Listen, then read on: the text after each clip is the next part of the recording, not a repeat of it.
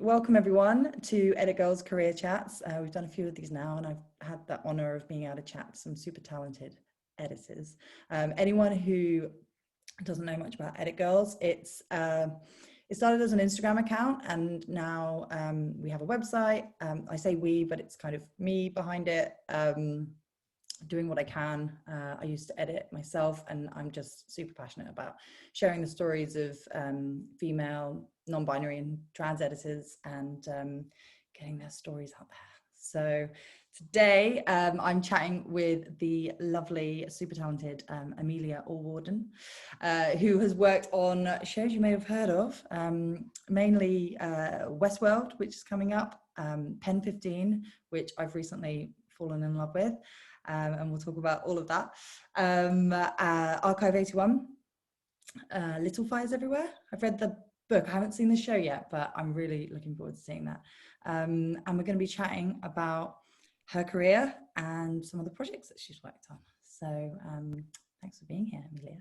Yeah, thank you for having me. I thought it might be quite fun because I tried this at the end of one of the chats before, but I thought it might be quite fun to do like a silly sort of quick fire round. Okay, let's do it. Get us warmed up, and then we can talk about, you know, the heavy stuff. Not that it's heavy, you know what I mean. Okay, so don't think too hard. Just say what comes to your mind, and if anything, you know, any clarity, just let me know. Okay, here we go. So popcorn, sweet or salty? Oh, salty. Definitely salty. Comedy or drama? Oh, that's such a tough one. It's so hard. Maybe right now in this exact moment, drama. I think I know the answer to this. Premiere or Avid? Avid. Yeah. Fast paced or slow burn in terms of editing? Ooh, slow burn. What's your favorite Thelma Schoonmaker movie? Ooh, Raging Bull. Scripted lines or improv? Ooh. This is all the stuff I'm in between. I don't know. Improv. Opening scene or closing scene? Ooh, opening scene. VFX or in camera? In camera. And then a Pen 15 one. Maya or Anna? I have to say Anna, just because I feel her. I understand her. Yeah, no, I know exactly what you mean. I mean, they're both brilliant, obviously. Yeah. Thank you. That was fun. So yeah, I mean, let's sort of start kind of at the beginning. Like, I would love to understand where your passion for editing came from, and how your career started. If you could give us a little backstory, that would be awesome. Yeah, I mean, I wanted to be in filmmaking. Like, ever since I was a kid, I would always kind of film stuff, and my dad had a VHS camcorder that I would, you know, film all sorts of crazy stuff with. And I kind of slowly learned, like, my favorite part about it was taking it to the computer and putting music to it and putting the shots together and rearranging them.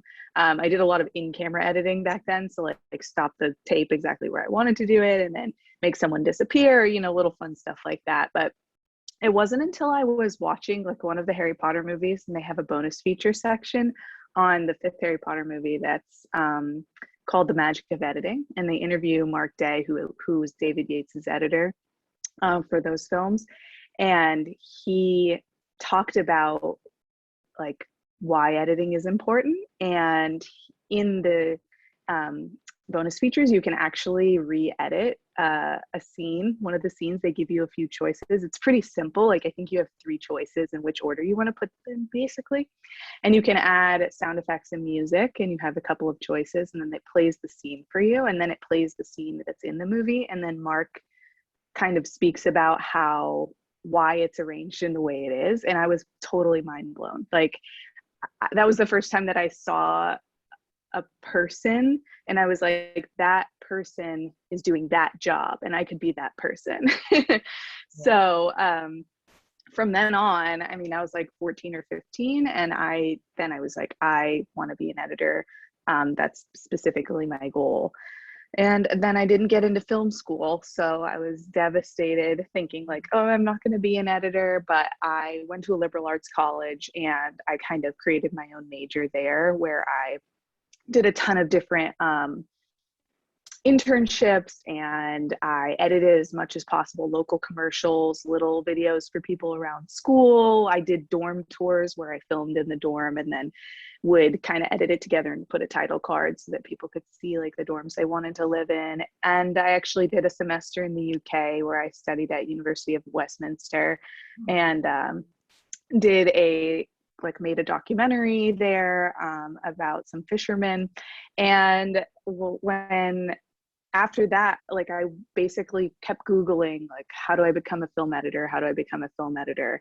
And I found the internship with American Cinema Editors around when I was a sophomore in college. So, you know, it's like 20, and it said you have to be a college graduate. You have to have a degree to be able to apply for the internship program. So I filed it away and basically made it my goal for after I graduated from school to apply for the internship program, which was based in Los Angeles. And at the time I was living in New Hampshire, so across the entire country. And so I basically applied for it and drove here, which took me 5 days. And the States. Yeah, sorry. I know. So I have to, and I drove it pretty quickly too. That was a quick drive for across the country. Yeah. And then when I got here, I worked all sorts of little jobs to try and make the time pass, because the internship wasn't for like 7 months and I didn't know if I had gotten it yet. So I ended up getting a job editing videos for BuzzFeed's YouTube channel. So I would like re-edit videos for the YouTube channel. And then I got called to be a finalist for the ACE internship. And then I quit my job at BuzzFeed, did that, you know, jumped right into kind of like being an assistant editor. And that was really the short/long version of how I got really into the industry.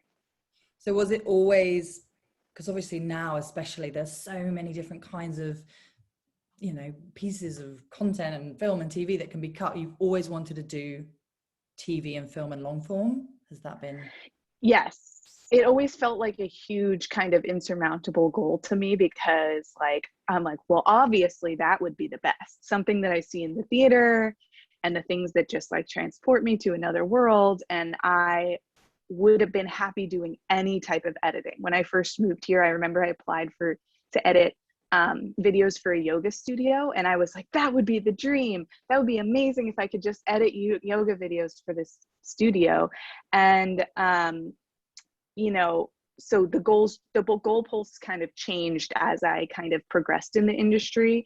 And at that time, that felt like the best, most fulfilling thing I could do. And once I was able to do little jobs like that, then the goals of working actually in film and TV at like a studio level became actually a goal that I felt would be achievable. So yes, it was always the goal, but I was like, but that'll never happen, you know, until it started getting closer. I'm like, actually, maybe I could do that. Yeah, I like it. It always seems so overwhelming, like at the beginning. I mean, there are people who just absolutely believe it, and I love that confidence. But you're right. Like, I think I've been similar throughout my career. It's like, oh, that next thing that feels achievable, push myself a bit. And then eventually you're kind of in this place where you're like, oh, wow, 10 years ago, I wouldn't have believed that. Yes, exactly. So can you tell us a little bit about the American Cinema Editors internship? Like, how long was it? What did it involve? Just explain a little bit about all of that. Yeah, so they do it once a year, and anybody can apply. Well, actually, you have to be American. They don't do international anymore at this time, but at one point they sponsored international interns. They might do it again in the future, who knows? But so once a year they do an internship selection process, and they interview about 10 candidates, and then 2 are chosen, and basically for 4 to 6 weeks they're put in different cutting rooms. So you know, for my internship, for 1 week I was put into a scripted television cutting room, scripted feature, and a unscripted television room. And then we also did a bunch of facility tours. So we toured at a visual effects facility. We went to photochem and saw film developing. I went on a Foley stage for a day. I saw a mix stage for a day. And so we got to see every aspect of the other vendors in post-production, not just editorial, which was really, really cool. And then after that, it's really based on community, the internship program, and it's based on meeting as many people as possible, and kind of growing the community from the very, very entry level positions of editing, because like, as you know, editing is such a amazing community, and people really just try and help each other and lift each other up. And that was instilled in me from the very beginning, so much so that when I was told, like, you're a finalist for the internship program, they CC'd all the other 9 finalists on an email. And they said very intentionally, you are copied with the other finalists because we want to promote a sense of community already. Like, these people are your peers. You're going to grow with them, whether whoever gets the internship or not. So you should all meet up before you even interview. And we all got coffee, and a couple of them are my best friends still to this day. And it just really, my mentality going into that beforehand was like, they're my competition, and why would I be CC'd on them? Is this so that I have their information so that I can like make sure that I get it and they don't? But it just like was made very clear to me from day one, this is a one big community, and the more that we help each other and lift each other up, the more that's gonna, my success is your success and all that sort of thing. So it's a really great program and has a really positive attitude, and it's done everything for my career, and kind of is the reason that, well, definitely is the reason that I am where I am in my career, but also the reason that I like constantly want to give back to other people. And I Zoom a lot with people who want to get into the industry and try and help people out as much as possible, because there were so many people that did that for me that had no idea who I was and just thought I was nice and gave me a chance. Yeah, I mean, as you know, yeah, I feel so much the same. And I remember people that gave me opportunities, and for them it wasn't, they wouldn't have even realized, like, it's just the mentality and the mindset of being able to help people say that, what do they say, like, say their name in a room that they're not in, like, recommend Yes. people, and that only comes through seeing it as community rather than competition. Like, yeah, Yes. I love that. So it's very, like, in terms of what you gave them to apply, like, what did you have to do? Was it just wrote about yourself, or did you have to show them some work? What was it? No, it was very intentionally, like, no reels, no any of that, because it was more about the attitude. I felt like, the internship requires a letter of intent, and so it's about yourself and about your passion for editing and why you want to do it. And then they require a couple of letters of recommendation from people you've worked with, and doesn't necessarily have to be in editing. Like, I had a professor from school do recommendation for me, and then I think that's it. I think it's just the 2 letters of recommendation and a letter of intent. But they very specifically don't ask for reels, I think, because it's a program that is more geared toward learning how to be an assistant editor in, big studio stuff. And so a lot of people coming out of film school think like they need to be editing and don't know about assistant editing and how that job works, and that maybe you probably don't need a reel to be an assistant editor. I don't know anyone who's been asked to have a reel to become an assistant editor on like a scripted television show, for example. So it was kind of gearing you toward that path, and that's, I think, why they don't ask for reels or anything. Yeah, I mean, that makes so much sense. Like, how could you possibly have something that is worthy of, the caliber of TV show? Like, you wouldn't have that kind of stuff, and it almost doesn't matter. It is about attitude. So can you tell us a little bit about what does it take to be an assistant editor? Like you said, I think that a lot of people don't necessarily know what that path looks like. So after you did the internship, you know, how did you then get a job, and what was that? What did that involve in terms of assisting? Like, what does it mean to be an assistant editor?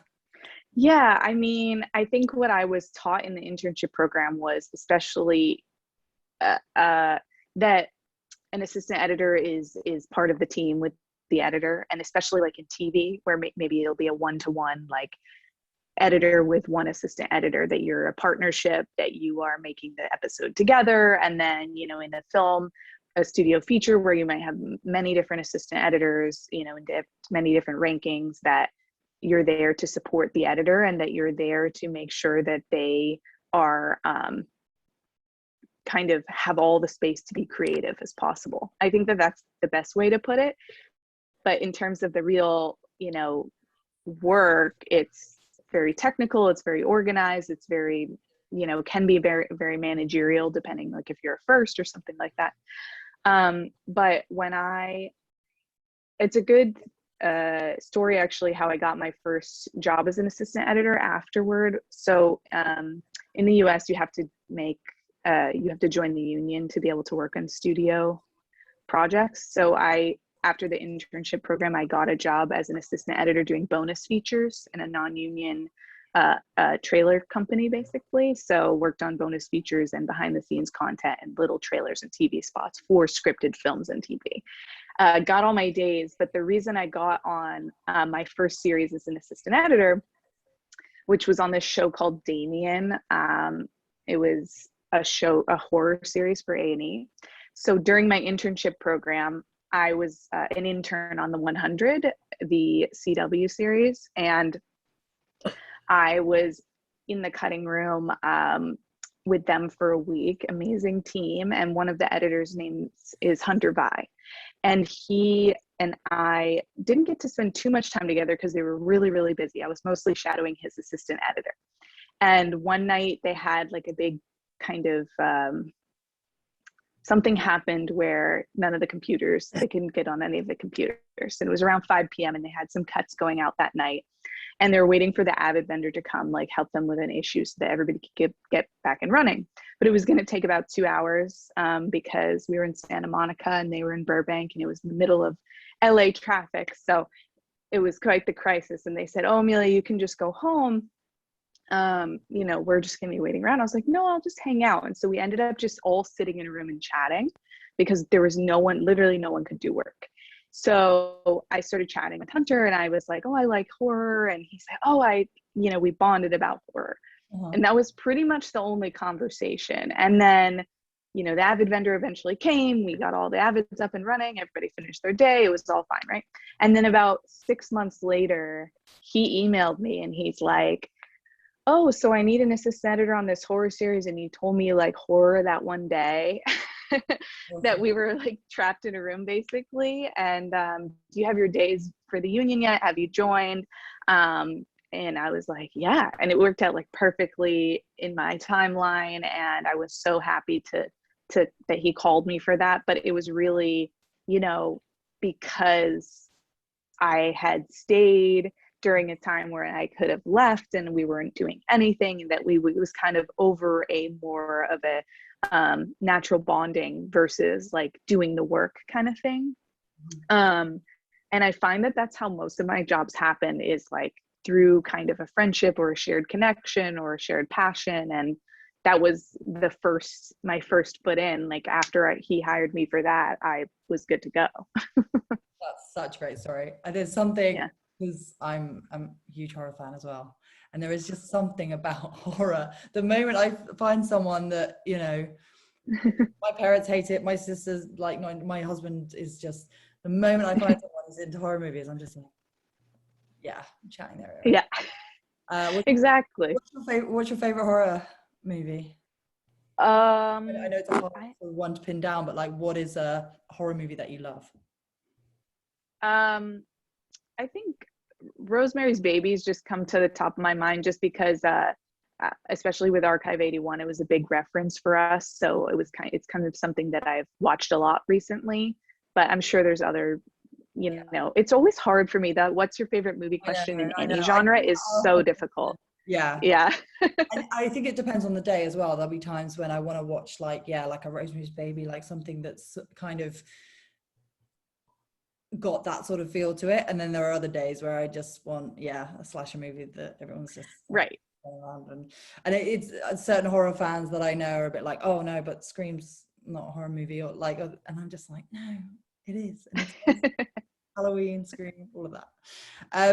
So you mentioned Archive 81. So I think for anyone who's seen it or not seen it, without giving too much of it away, like it's really interesting in terms of being an editor and editing a series like that, where he's an archivist, right? So he's looking at old tapes, and there's a lot of like looking at screens and things within the screen. Like, can you just tell us a little bit about working on that series?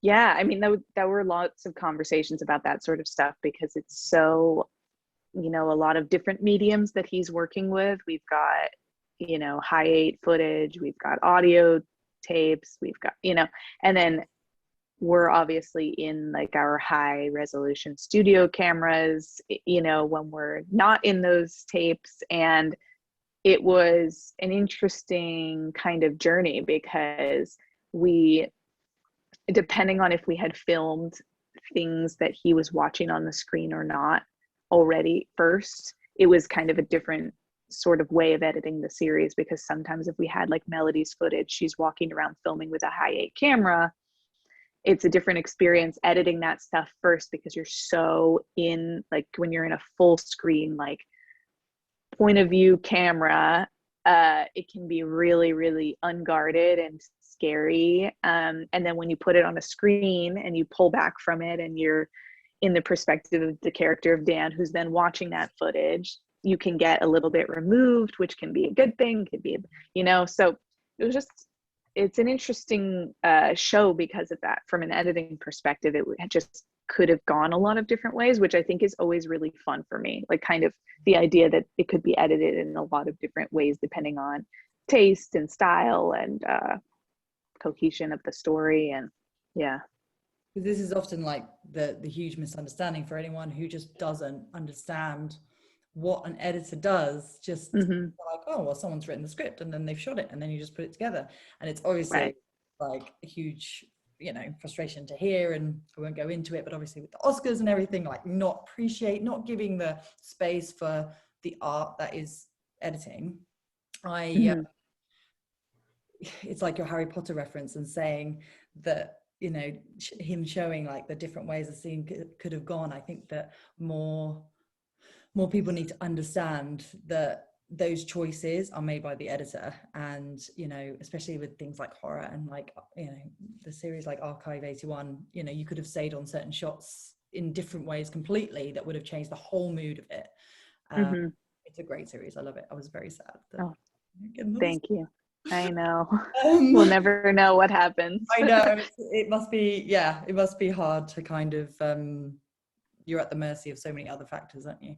So tell us about Pen 15 and how you started working on that show. And obviously very, very different to Archive 81, a show about 2 13-year-old women. It's funny because I saw you sort of talking about anyone who doesn't know the show. There's Maya and Anna, who very much play out. They're in their 30s, right? And they play out their sort of, I guess, their themselves when they were 13. But the rest of the cast are all 13 to actually 13. Yeah. Can you tell us a little bit about that series and what it's like to edit a show like that? Yeah, I mean, I first got involved with it.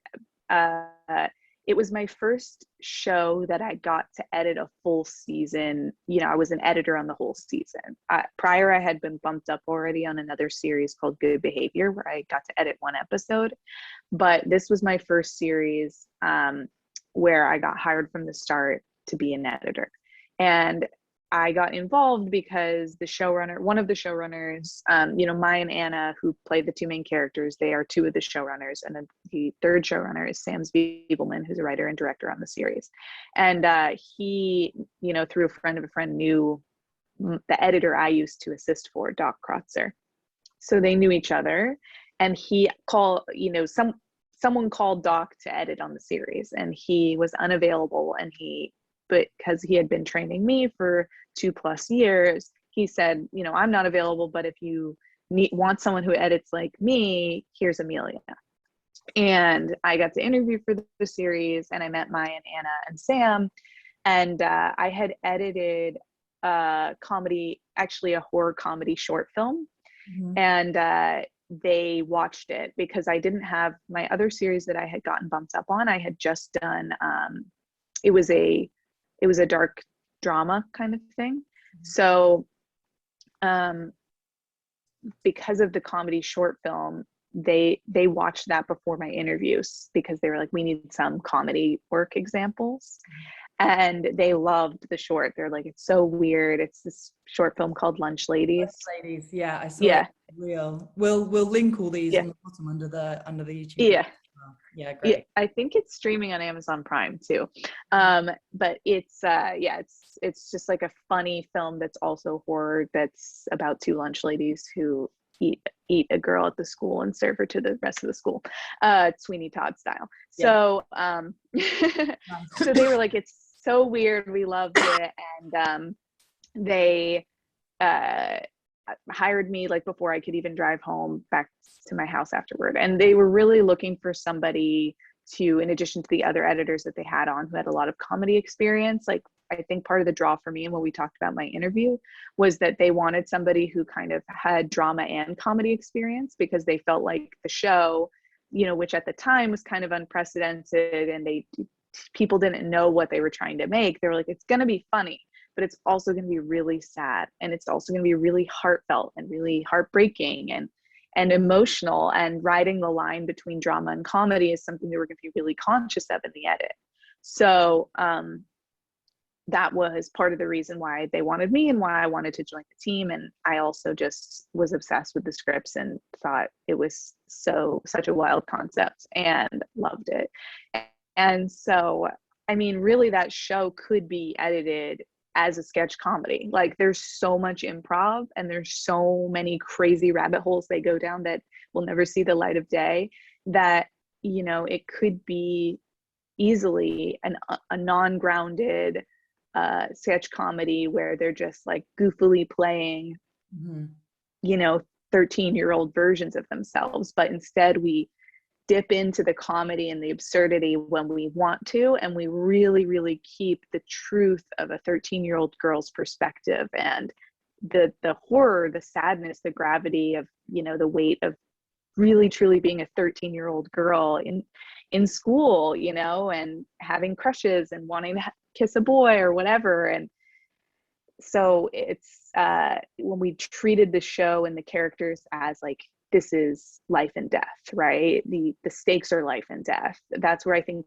the true magic of the show came out, and why me and the other editors, kind of always tried to remain true to, because really the show could be, like you said about Archive 81, the show could be edited to be something completely different with the same exact materials.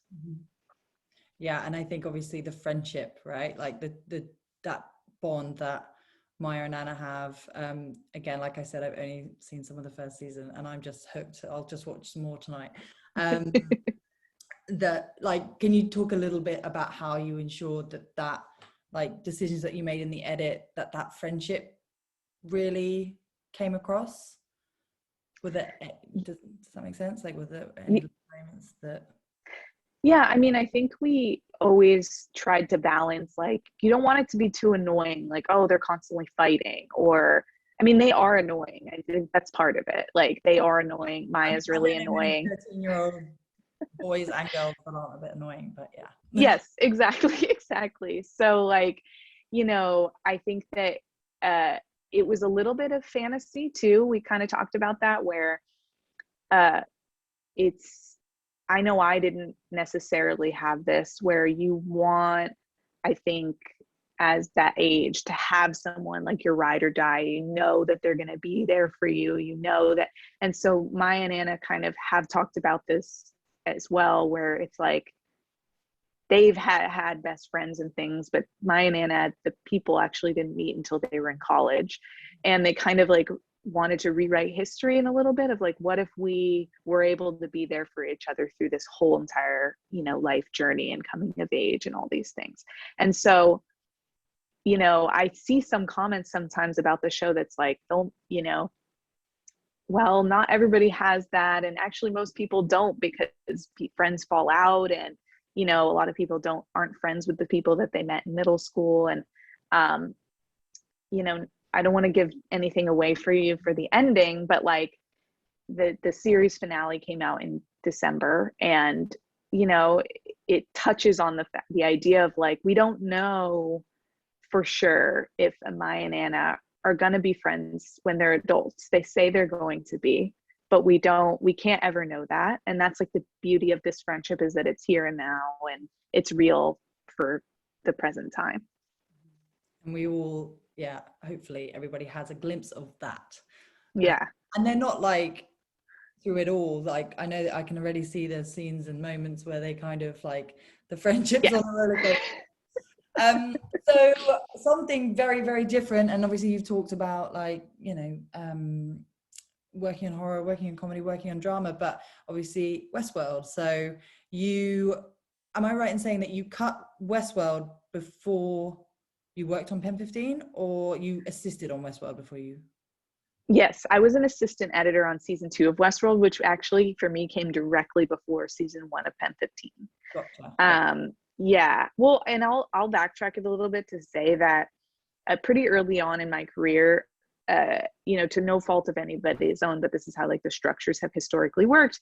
Everybody had told me, comedy or drama, TV or features, what do you want to do? You have to decide, because you're going to get pigeonholed. If you go to animation, you're going to be there forever. If you do, you know, and I kind of always pushed back on that notion and felt like, I don't know, like when you were asking me at the beginning, comedy or drama, improv or you know, scripted lines, I feel like I watch a lot of everything, and I have the desire to cut and tell the stories in a lot of different genres. And so very early on, I made it my mission to kind of work in all different sorts of stuff. And when I was an assistant editor, I kind of tried to diversify as quickly as possible. And the short films that I would choose on the side that I would edit for free when I was an assistant editor, I would also try and diversify and do sci-fi, like the horror comedy that I did. I was an assistant editor on Diary of a Wimpy Kid 4, which is a kids movie, you know, and so I try to diversify. And then that kind of actually really, really helped me when I transitioned to editor, because I had this background as an assistant editor in so many different genres. Like I remember specifically in Pen 15, I think I interviewed like the week I was wrapping season 2 of Westworld. And they're like, oh, so you're wrapping Westworld. And we kind of had this conversation as part of my interview for a, you know, coming of age teen girl comedy drama, that they're talking about this like very VFX heavy sci-fi series that I'm wrapping up, and kind of the ways that those things could influence me. And like one of the ways that it can influence me is that like in Westworld, you can kind of tell, there are a lot of different orders you can tell the story in, and it kind of frees you from the idea that you have to, because something was scripted to be this order, this order, this order, that you have to keep it that way. And so, you know, I kind of like was freed from that box of this is how a thing was scripted. And I think that really influenced positively on Pen 15. So yeah, on Westworld, I was an assistant editor. I got hired on season 2, and I was really, really happy to join the team. And it was a really amazing job as an assistant editor, the hardest job I ever had as an assistant editor, in a really good way. Like I felt like I could do anything afterward. And then I basically went on Pen 15 and became an editor, and I did a bunch of different editing jobs and kept in touch with the team on Westworld, so that by the time season 4 was staffing up, they called me to join the team because they knew I had been editing on several other series, and I was really happy to rejoin them because I love everyone who works on that team, and everyone in editorial and post on Westworld is just the best at their jobs. I find like myself wanting to be better, do better, because they are all incredibly talented and just the best of the best, in my opinion. That's so cool. And how many episodes have you cut from the new Westworld? Two out of the, actually, I don't even know if it's public how many there are. So I'll just say two. No spoilers. Oh, I mean, again, like I've seen that series from the beginning, and the way in which each season is just something so incredibly different. And like you said, you have there's lots of different ways, not different ways necessarily the story can go, but the way that the story can be told. And I can really see that there would have been things that were scripted one way, and then when they were brought into the edit, it was like, okay, we need to change this up. It's going to work so much better this way. And I love that. So, and I want to get on to questions if people have them. So if anyone has any like questions as we go, just pop them in the chat, and we'll try and get them answered. But I'd love to know, again, you sort of said it at the start about Harry Potter, but what other films influenced you as a kid? Like, what are your, imprinted in your brain films and scenes? Yeah. Well, I mean, I think when V for Vendetta came out, I was, I think, 14, and that was the first time I watched a film. And there's a lot of like foreshadowing in the editing. Like they'll do a lot of flash frames to things that are going to happen in the future of the movie.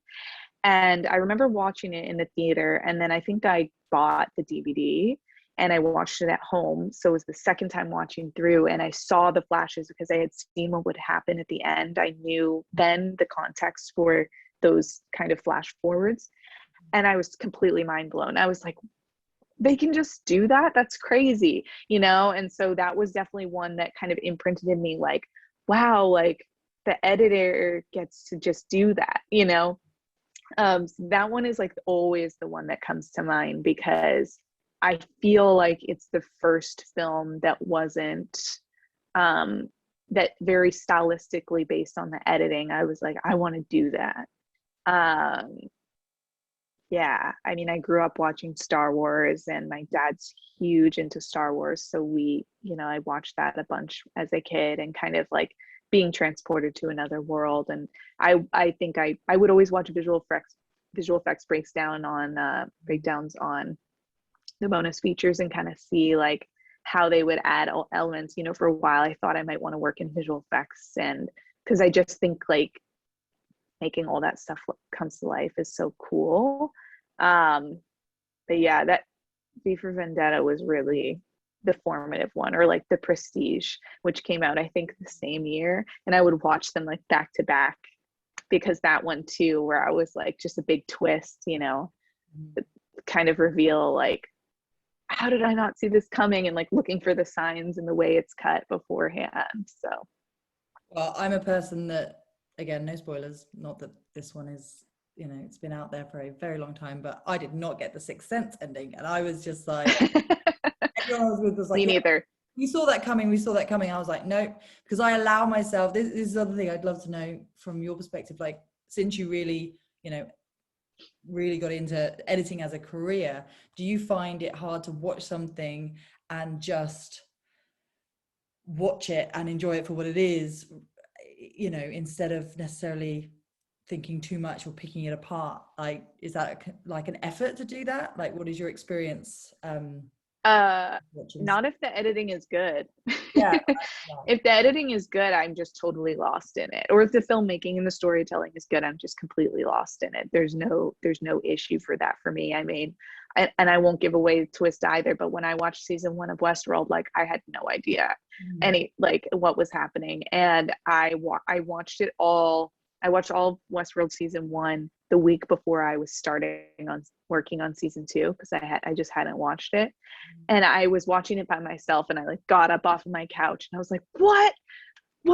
That's crazy, And I just, I did not see it coming because I'm kind of like a dumb viewer. I think I just let stuff wash over me. It's the best way to Yeah. because otherwise you I ruin don't know. it. If I was like picking apart everything, trying to analyze it, I would have less fun. Like I like to be surprised. I don't necessarily need to be the one who figures it out before the rest of the audience. Yeah, no, I agree. I think it was when someone ruined the Fight Club ending for me before I even got to see it that I was like, I am never, like, no spoilers ever. Yes. So because you only get to watch a movie once, right? Really, or a series once. You only get to experience that wow moment one time. Right. So we've got a question from Tim Christian. Would you recommend first becoming a post-production PA before trying to become an assistant editor? So is that a route that you could go down? Yeah, I mean, I think that that's a really incredible position to have and do. And I was actually trying to become a post PA, and I just happened to get an assistant editor job first, which I was really grateful for. But I think most people do take that route.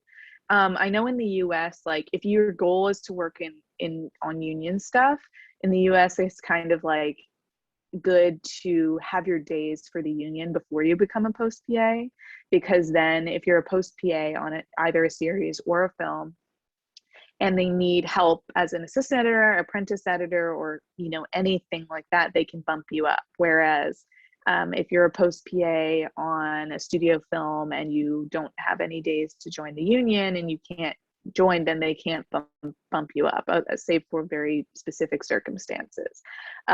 So that's kind of like the recommended route. But I do think that there is some value, like if you're coming in cold and you haven't been in a professional cutting room, it's really, really valuable to be a post PA before even getting your days, before becoming an assistant editor, before any of that, because you really just get a sense of the etiquette, the workflow, and you can see how the room runs without being the one to have the pressure of the job. A post PA has a really difficult job and a lot of responsibilities that are really crucial to the post team and the editorial team, but you don't have to be on the avids. You're not making, you couldn't necessarily make thousands of dollars worth of mistakes if you mess up turnovers or incorrectly deliver VFX shots, or et cetera, et cetera. So, it's a really good position to kind of get the lay of the land.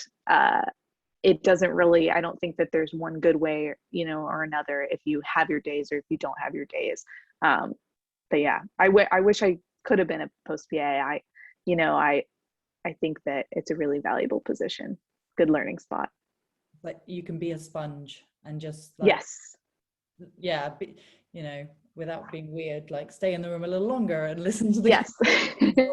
No, I can totally see that. And Tim says, or I will say, oh yes, thank you, Tim, for the question. Yeah, I will say too, like I always encourage the post PAs, if they want to learn how to be an assistant editor, to ask to shadow the assistant editors on a late night where they've done with all their post-production assistant duties and they could leave for the night, but instead they stay for an extra hour and they watch that assistant editor do a turnover. And I think that you'll find that most assistant editors are really gracious and really willing to show you how to do stuff.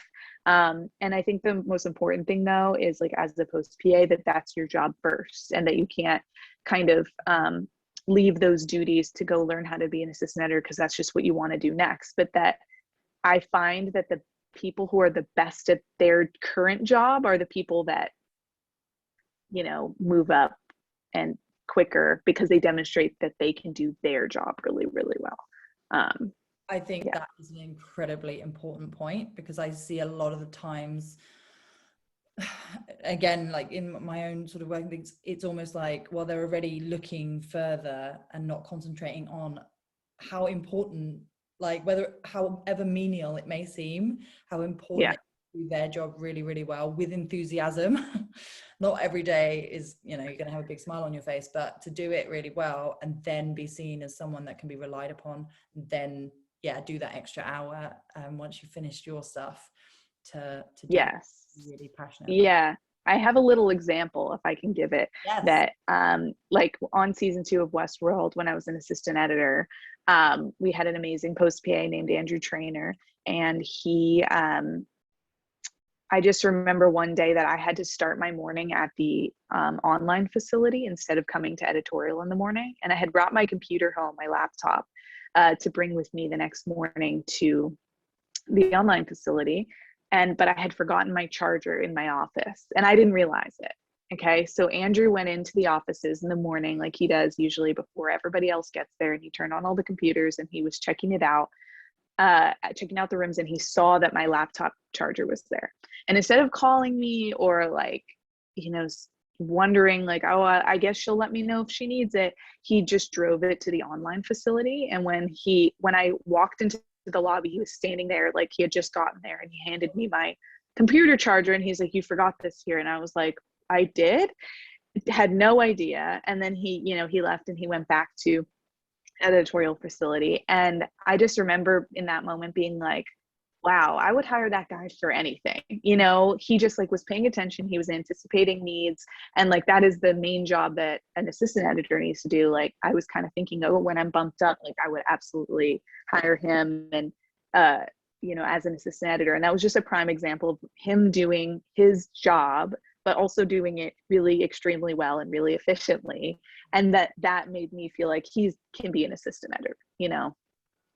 I love that so much. Like, I think that I remember when I was assisting, and my background is advertising commercials, not long form, but my editor was always like, you're the first one that looks at the footage, you're the one that needs to flag anything, like you never shy away from like putting yourself out there in terms of going, I don't know, yeah, there looks like there's an issue, or you really have to kind of speak up and be 2 steps ahead of everyone. Yes. So I'm conscious of time, and I want to, we've got another question actually from Carmen. So maybe we do that one. So do you have any advice for transitioning from editing in the advertising industry to TV, series and features? What's your advice on that? Yeah, I mean, I think that it's really meeting people who are in the space that you want to work. If you want to work in TV series or features, you need to meet assistant editors in those spaces. I mean, the reality is that you'll have to be an assistant editor, if you're editing in advertising, most likely. I mean, of course, everything's been done before. I'm sure there's somebody who transitioned directly from editing advertising to editing scripted content, but the best route probably will be to network with scripted assistant editors who can kind of guide you in the job and who can vouch for you when there is a job opportunity. And, one of the things that was told to me really early on was like, to just look at your favorite shows and look at the assistant editors on IMDb and kind of see if their email is on IMDb, because a lot of times it is on IMDb Pro. And I've done this before where I just emailed somebody and then said like, I'm a fan of your work and I want to chat and buy you a coffee. And sometimes they respond. And not only that, but I think the other things like Edit Girls Network on Twitter and on Instagram. And like, I've met so many people just on social media that I still have never met in person, that I think there are ways to network without ever leaving your home. And I think that, like we said at the beginning of this conversation, like the people in the editing community, most of them want to help others and want to let everybody in on this incredible lifestyle and incredible job. And that really is my biggest advice for transitioning, because I think, otherwise you can learn how to do the skills, you can learn how to press the buttons, you can learn how to use Avid versus Premiere, you can, but if you don't know anyone, it's tough to apply those skills when you don't have the door open to you. Yeah, it's really true. And I think it's part of the reason I do Edit Girls, like, and I've done it for like nearly 5 years, is because I just meet the most incredible people, like you included, like just, Yes. Love editors. I mean, I don't edit anymore, but I just, yeah, love it.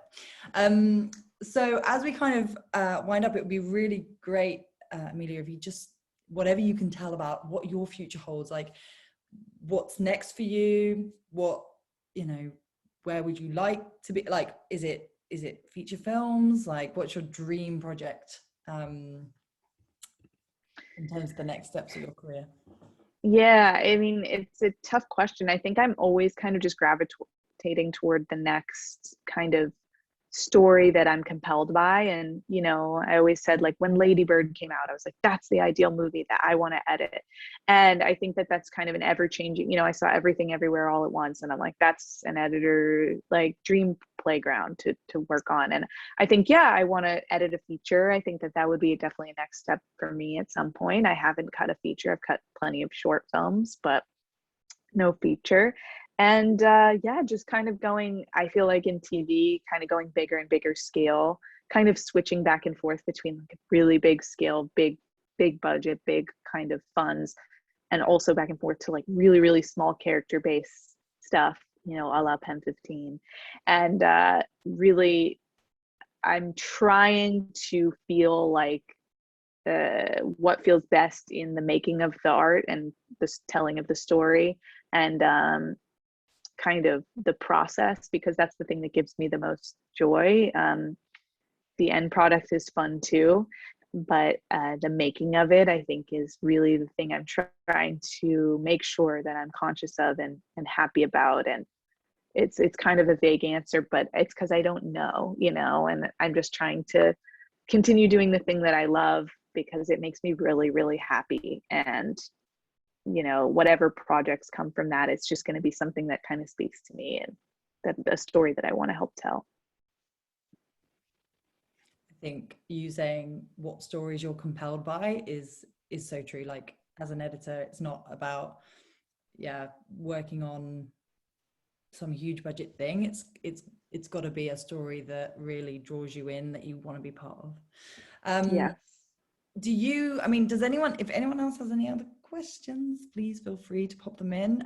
But Amelia, do you have any, I mean, you've already given some great advice, but what kind of advice do you have to give for someone that wants to be in your position in terms of editing the kinds of shows that you work on? Yeah, I think that your attitude is one of the most important things. Being a good person, being kind. And I'm going to butcher this, but a friend of mine has a book. His name is Troy Takaki, and he has a book called Don't Miss Out on Any Avocado Milkshakes. I recommend everybody read the book if you Sounds awesome. have. Yeah, it's a short, quick book, and you can find it on Amazon. And it's kind of like more about the unspoken rules of the editing room. And he has like a quote in the book where he says, like, you know, be early, do good work, be happy, or something like that, where it's like simple sentences like that, where it's just like, you know, showing up, being grateful, being happy, and kind to others. And those are the things that, you know, a lot of people ask me, like, why did you get hired on this thing or that thing? And a lot of things at the very beginning was just because I was a nice person. And it sounds so silly, but I was just like, I don't know, I come from New Hampshire, very like kind of rural, like, you know, all of your neighbors sort of situation. So I'm just kind of naturally very friendly and smiley to people. And I feel like it was a thing that people wanted to hire me for when they didn't really even know my skills. And it's really, you know, a thing that has gotten me a lot of first opportunities. That's so lovely. I mean, you're in the trenches. It's such a team effort to work on shows like this, and you're in the trenches with people, so you want to be able to be surrounded by people who are nice to be around. Yeah, well, people say too, like, I remember in the ACE internship, they're like, people would rather hire someone who's nice that they want to spend 12 hours with in a room than somebody who maybe has a few more skills but isn't as nice. You know? So and the vibe and the atmosphere and the way the edit suite feels is down to the people in it. So yes.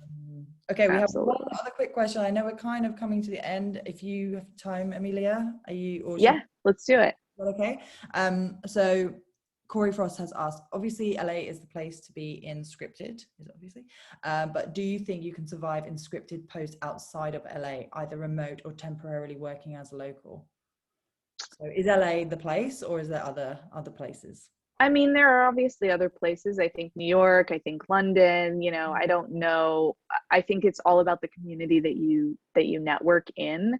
I think that it's tough to be working remote on most of the shows that I work on, because some of the shows over the last few years has been hybrid or a little bit of work from home, but they're always within LA because you need the avid vendors to like deliver your equipment and everything like that, and so they need to be local. Some people rent their own systems, but I really think that you have to have a pre-established relationship with somebody to be able to work far away for the duration of a series and having never met them. So I came to LA because I knew that there was a ton of work, and I feel like that's still, well, especially the case right now, just coming out of like this kind of COVID bubble, and a lot of shows are being made right now. I don't know, really about the other locations because I just haven't worked there. But I do think like in general, it's going to be tough to be hired remotely if you don't already have a relationship with the people.